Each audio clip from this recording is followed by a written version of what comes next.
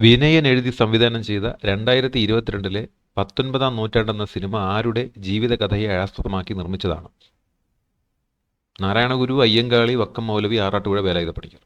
കഴിഞ്ഞ പരീക്ഷയ്ക്ക് ചോദിച്ച ചോദ്യമാണ്. നമസ്കാരം, PSC ക്ലാസ്സിലേക്ക് സ്വാഗതം. 67/2026 എന്ന ചോദ്യക്കടലാസിൽ ഈ കഴിഞ്ഞ 10th പ്രിലിംസിൽ ചോദിച്ചൊരു ചോദ്യമാണ് നമ്മളിന്ന് സംസാരിക്കുന്നത്. വിനയൻ എഴുതി സംവിധാനം ചെയ്ത 2022 19-ാം നൂറ്റാണ്ടെന്ന സിനിമ ആരുടെ ജീവിതകഥയെ അടിസ്ഥാനമാക്കി നിർമ്മിച്ചതാണെന്നായിരുന്നു ചോദ്യം. ശരിയുത്തരം നിങ്ങൾക്ക് അറിയാം എന്ന് ഞാൻ മനസ്സിലാക്കുന്നു. ശരിയുത്തരം ആറാട്ടുപുഴ വേലായുധ പണിക്കർ എന്നുള്ളതാണ്. ആറാട്ടുപുഴ വേലായുധ പണിക്കരുടെ ജീവിത കഥ പശ്ചാത്തലമാക്കിയുള്ള സിനിമയാണ് വിനയൻ സംവിധാനം ചെയ്ത 19-ാം നൂറ്റാണ്ടെന്ന സിനിമ. ആറാട്ടുപുഴ വേലായുധ പണിക്കരുടെ വേഷം ചെയ്തത് സിജു വിൽസൺ എന്ന നടൻ ആണ്. നമ്മളിന്ന് ആറാട്ടുപുഴ വേലായുധ പണിക്കരുടെ കുറച്ച് വിശദാംശങ്ങളാണ് സംസാരിക്കുന്നത്. പരീക്ഷയ്ക്ക് ചോദിക്കാൻ സാധ്യതയുള്ള വിവരങ്ങൾ പൂർണ്ണമായിട്ടും ഇതിൽ ഉൾപ്പെടുത്തിയിട്ടുണ്ട്. ക്ലാസ്സുകൾ ശ്രദ്ധിച്ച് കാണുക, കേൾക്കുക.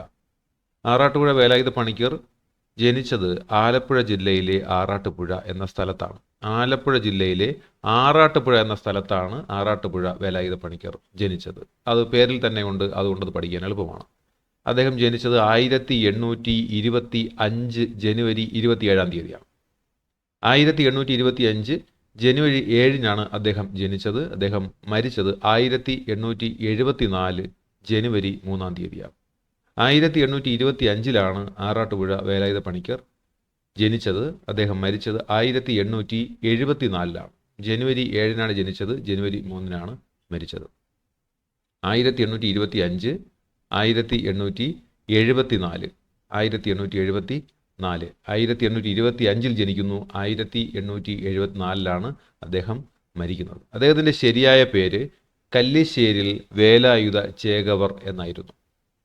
ആറാട്ടുപുഴ വേലായുധ പണിക്കരുടെ ശരിയായിട്ടുള്ള പേരാണ്, അല്ലെങ്കിൽ യഥാർത്ഥ പേരാണ് കല്ലിശ്ശേരിൽ വേലായുധ ചേകവർ.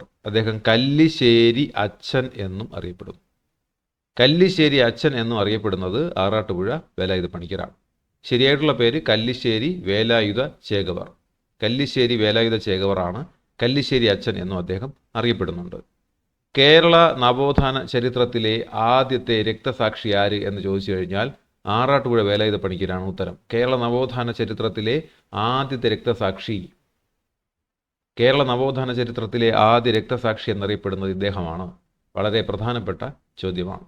കേരള നവോത്ഥാന ചരിത്രത്തിലെ ആദ്യത്തെ രക്തസാക്ഷി എന്ന് ഇദ്ദേഹത്തെ വിശേഷിപ്പിക്കുന്നു. മാറുമറയ്ക്കുന്നതുമായി ബന്ധപ്പെട്ട് ആറാട്ടുപുഴ വേലായുധ പണിക്കരുടെ നേതൃത്വത്തിൽ നടന്ന സമരമാണ് ഏത്താപ്പൂ സമരം. ഏത്താപ്പൂ സമരം ആറാട്ടുപുഴ വേലായുധ പണിക്കരുമായി ബന്ധപ്പെട്ടതാണ്. ഏത്താപ്പൂ സമരം മാറുമറയ്ക്കുന്നതുമായി ബന്ധപ്പെട്ട് നടത്തിയ സമരമാണ് ഏത്താപ്പൂ സമരം. ഏത്താപ്പൂ സമരം നടന്നത് കായംകുളത്താണ്. 1859-ലാണ്. 1859-ലാണ് ഏത്താപ്പൂ സമരം നടന്നത്. അപ്പോൾ മാറുമറയ്ക്കുന്നതുമായി ബന്ധപ്പെട്ട് നടത്തിയ സമരമാണ് ഏത്താപ്പൂ സമരം. കേരള നവോത്ഥാന ചരിത്രത്തിലെ ആദ്യത്തെ രക്തസാക്ഷി ഇദ്ദേഹമാണ്.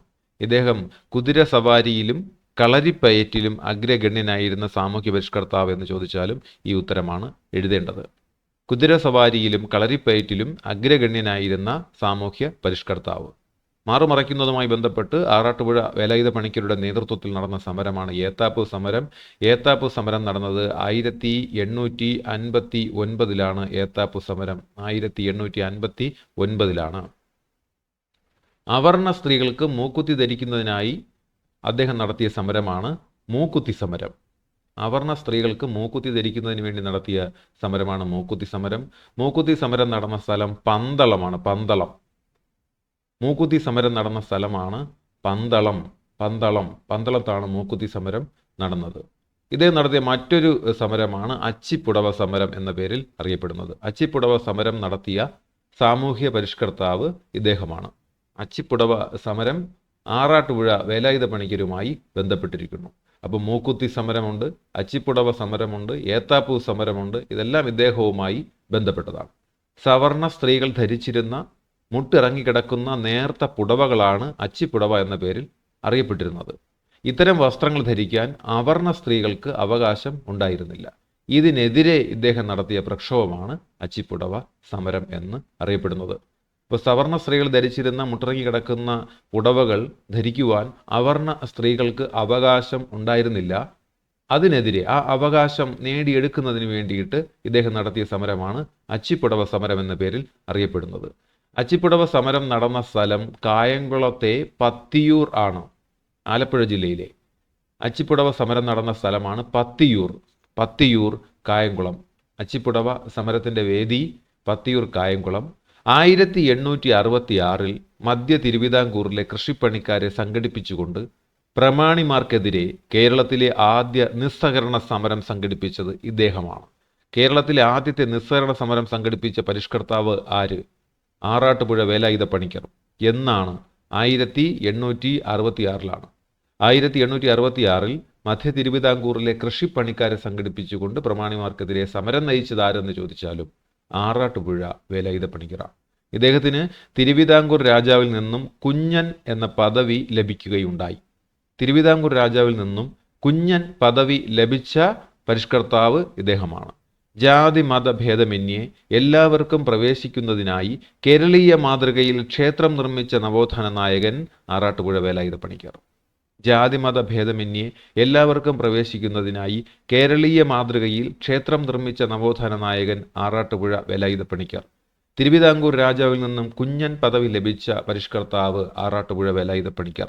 1866 മധ്യ തിരുവിതാംകൂറിലെ കൃഷിപ്പണിക്കാരെ സംഘടിപ്പിച്ചുകൊണ്ട് പ്രമാണിമാർക്കെതിരെ കേരളത്തിലെ ആദ്യത്തെ നിസ്സഹകരണ സമരം സംഘടിപ്പിച്ചതും ഇദ്ദേഹമാണ്. അച്ചിപ്പുടവ സമരം നടന്ന സ്ഥലം കായംകുളത്തെ പത്തിയൂറാണ്. മുറ ജപത്തിന് കൊണ്ടുപോയ പത്മനാഭസ്വാമി ക്ഷേത്രവുമായി ബന്ധപ്പെട്ട മാർത്താണ്ഡവർമ്മ തുടങ്ങിവെച്ച ഒരു അനുഷ്ഠാനമാണ് മുറജപം എന്ന് നിങ്ങൾ പഠിച്ചിട്ടുണ്ട്.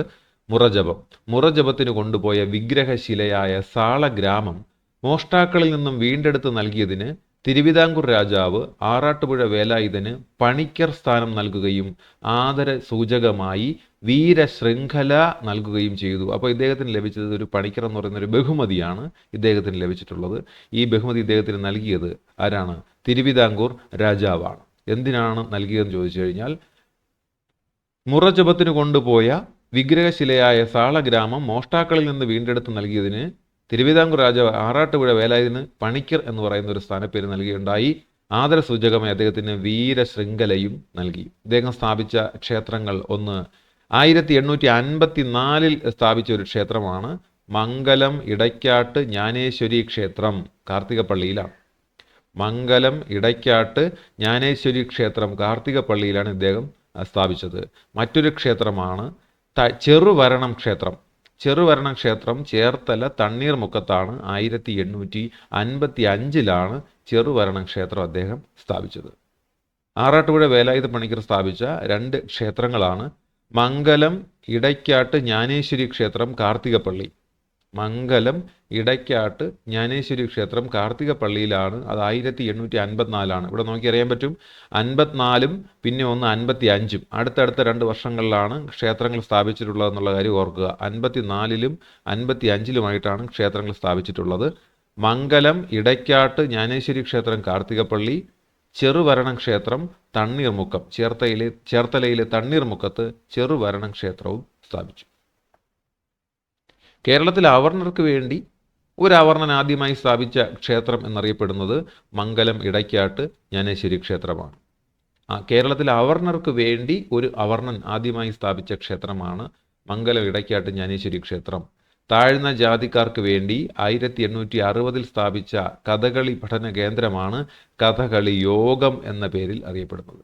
ഇദ്ദേഹം താഴ്ന്ന ജാതിക്കാർക്ക് വേണ്ടി 1860 സ്ഥാപിച്ച 1860 ഇദ്ദേഹം സ്ഥാപിച്ച കഥകളി പഠന കേന്ദ്രത്തിൻ്റെ പേരാണ് കഥകളി യോഗം. പഠിക്കാൻ എളുപ്പമാണ്. കഥകളി പഠന കേന്ദ്രമാണ്. അതിൻ്റെ പേര് തന്നെ കഥകളി എന്ന പേരിലാണ് ആരംഭിക്കുന്നത്. കഥകളി യോഗം എന്ന് പറയുന്ന പഠന കേന്ദ്രം സ്ഥാപിച്ചത് ഇദ്ദേഹമാണ്. ഈ പഠന കേന്ദ്രം സ്ഥാപിക്കാൻ അദ്ദേഹത്തെ സഹായിച്ചത് തരണനല്ലൂർ നമ്പൂതിരി എന്ന് പറയുന്ന വ്യക്തിയാണ്. ആറാട്ടുപുഴ വേലായുധ പണിക്കരെ കഥകളി യോഗം സ്ഥാപിക്കാൻ സഹായിച്ചത് തരണനല്ലൂർ നമ്പൂതിരി എന്ന് പറയുന്ന വ്യക്തിയാണ് ഇദ്ദേഹത്തെ കഥകളി പഠന കേന്ദ്രം സ്ഥാപിക്കുവാൻ, കഥകളി യോഗം എന്ന പഠന കേന്ദ്രം സ്ഥാപിക്കുവാൻ സഹായിച്ചത്. ഈ കഥകളി യോഗത്തിൻ്റെ മേൽനോട്ടം വഹിച്ചിരുന്ന വ്യക്തിയാണ് അമ്പലപ്പുഴ മാധവക്കുറുപ്പ്. അമ്പലപ്പുഴ മാധവക്കുറുപ്പ് എന്ന് പറയുന്ന വ്യക്തിയാണ് കഥകളി യോഗത്തിൻ്റെ മേൽനോട്ടം വഹിച്ചിരുന്നത്. 1874 കായംകുളത്ത് വള്ളത്തിൽ യാത്ര ചെയ്യവേ സവർണ ജാതിക്കാരുടെ ആക്രമണത്തിലാണ് ഇദ്ദേഹം കൊല്ലപ്പെട്ടത്. 1874 കായംകുളത്ത് വള്ളത്തിൽ യാത്ര ചെയ്യവേ സവർണ ജാതിക്കാരുടെ ആക്രമണത്തിൽ കൊല്ലപ്പെട്ട കേരളത്തിലെ സാമൂഹ്യ പരിഷ്കർത്താവ് ആരെന്ന് ചോദിച്ചാൽ ഉത്തരം എന്താണ്? ആറാട്ടുപുഴ വേലായുധ പണിക്കർ എന്നാണ്. ഉത്തരം ആറാട്ടുപുഴ വേലായുധ പണിക്കർ. 1874 വള്ളത്തിൽ യാത്ര ചെയ്യവേ, ഇതുപോലെ ഈ ബോട്ടിൽ യാത്ര ചെയ്യവേ റെഡീമർ എന്ന് പറയുന്ന ബോട്ട് മുങ്ങി മരണപ്പെട്ടു പോയ കേരളത്തിലെ മഹാകവിയും സാമൂഹ്യ പരിഷ്കർത്താവുമായിരുന്ന ആളാണ് കുമാരനാശാൻ. കുമാരനാശാൻ മരിച്ചത് 1924 ജനുവരി 16-ാം തീയതിയാണ് കുമാരനാശാൻ മരിച്ചത്. 1924 ജനുവരി 16. ഈ 1924 ആലുവ അദ്വൈതാശ്രമത്തിൽ നാരായണ ഗുരു സർവമത സമ്മേളനം സംഘടിപ്പിച്ചത്. നാരായണ ഗുരു സർവമത സമ്മേളനം സംഘടിപ്പിച്ചത് 1924 ആലുവയിലെ അദ്വൈത ആശ്രമത്തിലാണ്. അതേ വർഷമാണ് എന്ത് സംഭവിച്ചത്? 1924 ജനുവരി 16 കുമാരനാശാൻ റെഡീമർ എന്ന് പറയുന്ന ബോട്ട് അപകടത്തിൽ മരണപ്പെട്ടത്. ഇവിടെ വള്ളത്തിൽ യാത്ര ചെയ്യവേ സവർണ ജാതിക്കാരുടെ ആക്രമണത്തിൽ കൊല്ലപ്പെട്ടതാരെന്ന് ചോദിച്ചു കഴിഞ്ഞാൽ ആറാട്ടുപുഴ വേലായുധ പണിക്കരാണ്. അദ്ദേഹത്തിൻ്റെ അന്ത്യവിശ്രമ സ്ഥലം എറണാകുളം ജില്ലയിലെ പെരുമ്പള്ളിയാണ്. എറണാകുളം ജില്ലയിലെ പെരുമ്പള്ളിയാണ് ഈ വേലായുധ പണിക്കരുടെ അന്ത്യവിശ്രമ സ്ഥലം. ആറാട്ടുപുഴ വേലായുധ പണിക്കരുടെ അന്ത്യവിശ്രമ സ്ഥലം എറണാകുളം ജില്ലയിലെ Perumpally. Arattupuzha Velayudha Panicker research foundation and cultural centre Alappuzha ജില്ലയിലെ മംഗലം ഗ്രാമത്തിലാണ് സ്ഥിതി ചെയ്യുന്നത്. Arattupuzha Velayudha Panicker research foundation and cultural centre സ്ഥിതി ചെയ്യുന്നത് ആലപ്പുഴ ജില്ലയിലെ മംഗലം ഗ്രാമത്തിലാണ്. അതും കൂടി പഠിച്ചു വയ്ക്കുക. ആറാട്ടുപുഴ വേലായുധ പണിക്കരുടെ പേരിലുള്ള research foundation and cultural centre സ്ഥിതി ചെയ്യുന്നത് മംഗലം ഗ്രാമം, ആലപ്പുഴ ജില്ല. അന്ത്യവിശ്രമ സ്ഥലം പെരുമ്പള്ളി എന്ന് പറയുന്ന എറണാകുളത്തെ പെരുമ്പള്ളിയിലാണ് ഇദ്ദേഹത്തിൻ്റെ അന്ത്യവിശ്രമ സ്ഥലം. ഇദ്ദേഹം രൂപീകരിച്ച കഥകളി യോഗത്തിൻ്റെ മേൽനോട്ടം വഹിച്ചിരുന്ന വ്യക്തി അമ്പലപ്പുഴ മാധവക്കുറുപ്പാണ്. 1874 ഇദ്ദേഹം മരണപ്പെട്ടത്. ഇത്രയും കാര്യങ്ങളാണ് ആറാട്ടുപുഴ വേലായുധ പണിക്കരെ പറ്റി നിങ്ങളുമായി സംസാരിക്കാനുണ്ടായിരുന്നത്. മറ്റൊരു ക്ലാസ്സിൽ വീണ്ടും കാണാം. താങ്ക്